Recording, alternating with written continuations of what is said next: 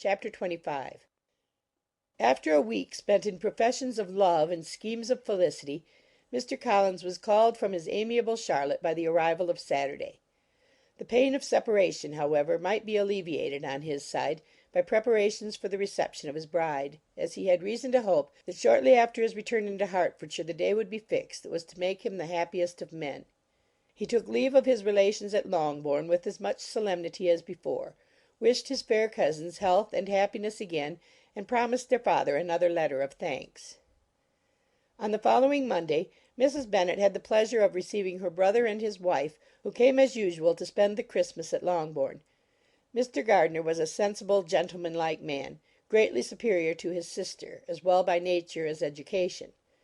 The Netherfield ladies would have had difficulty in believing that a man who lived by trade, and within view of his own warehouses, could have been so well bred and agreeable.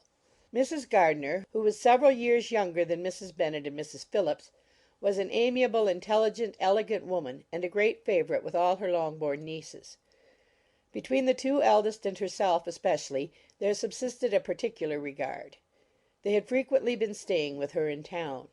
The first part of Mrs. Gardiner's business on her arrival was to distribute her presents and describe the newest fashions. When this was done she had a less active part to play. It became her turn to listen. Mrs. Bennet had many grievances to relate, and much to complain of. They had all been very ill used since she last saw her sister. Two of her girls had been upon the point of marriage, and after all there was nothing in it. "I do not blame Jane," she continued, "for Jane would have got Mr. Bingley if she could. But Lizzie! Oh, sister, it is very hard to think that she might have been Mr. Collins's wife by this time, had it not been for her own perverseness. He made her an offer in this very room, and she refused him. The consequence of it is that Lady Lucas will have a daughter married before I have, and that the Longbourn estate is just as much entailed as ever. The Lucases are very artful people indeed, sister. They are all for what they can get. I am sorry to say it of them, but so it is. It makes me very nervous and poorly to be thwarted so in my own family, and to have neighbours who think of themselves before anybody else. However, your coming just at this time is the greatest of comforts, and I am very glad to hear what you tell us of long sleeves." Mrs. Gardiner, to whom the chief of this news had been given before, in the course of Jane and Elizabeth's correspondence with her, made her sister a slight answer, and, in compassion to her nieces, turned the conversation. When alone with Elizabeth afterwards, she spoke more on the subject. "It seems likely to have been a desirable match for Jane," said she. "I am sorry it went off, but these things happen so often. A young man, such as you describe Mr. Bingley, so easily falls in love with a pretty girl for a few weeks, and when accident separates them, so easily forgets her, that these sort of inconsistencies are very frequent." "An excellent consolation in its way," said Elizabeth. "but it will not do for us. We do not suffer by accident. It does not often happen that the interference of friends will persuade a young man of independent fortune to think no more of a girl whom he was violently in love with only a few days before." "But that expression of violently in love is so hackneyed, so doubtful, so indefinite, that it gives me very little idea. It is as often applied to feelings which arise from a half-hour's acquaintance as to a real strong attachment. Pray, how violent was Mr. Bingley's love?" "I never saw a more promising inclination. He was growing quite inattentive to other people, and wholly engrossed by her. Every time they met it was more decided and remarkable. At his own ball he offended 2 or 3 young ladies by not asking them to dance, and I spoke to him twice myself without receiving an answer. Could there be finer symptoms? Is not general incivility the very essence of love?" "Oh, yes, of that kind of love which I suppose him to have felt. Poor Jane! I am sorry for her, because with her disposition she may not get over it immediately. It had better have happened to you, Lizzie. You would have laughed yourself out of it sooner. But do you think she would be prevailed upon to go back with us? Change of scene might be of service, and perhaps a little relief from home may be as useful as anything." Elizabeth was exceedingly pleased with this proposal, and felt persuaded of her sister's ready acquiescence. "I hope," added Mrs. Gardiner, "that no consideration with regard to this young man will influence her.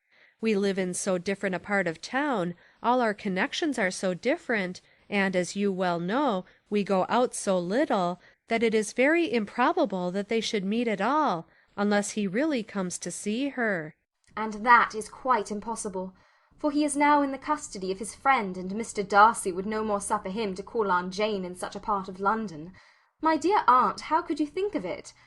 Mr. Darcy may perhaps have heard of such a place as Gracechurch Street, but he would hardly think a month's ablution enough to cleanse him from its impurities were he once to enter it, and depend upon it, Mr. Bingley never stirs without him." "So much the better. I hope they will not meet at all. But does not Jane correspond with his sister?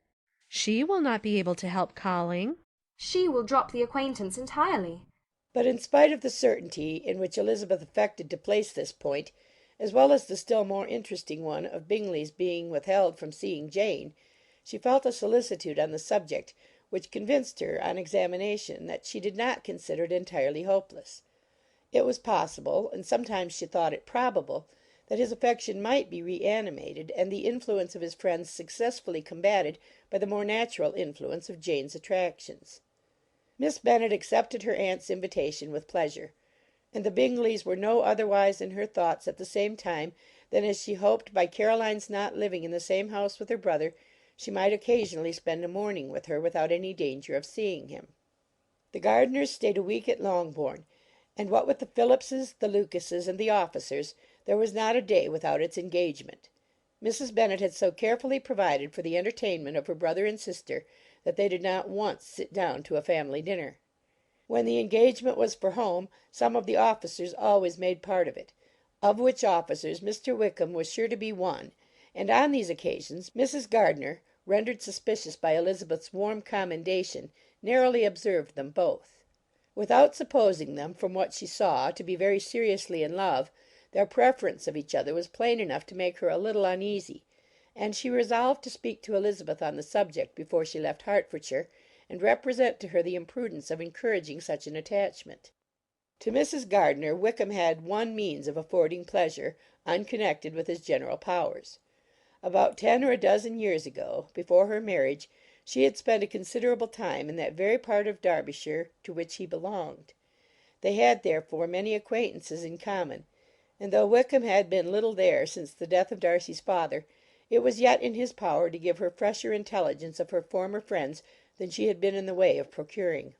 Mrs. Gardiner had seen Pemberley, and known the late Mr. Darcy by character perfectly well. Here, consequently, was an inexhaustible subject of discourse.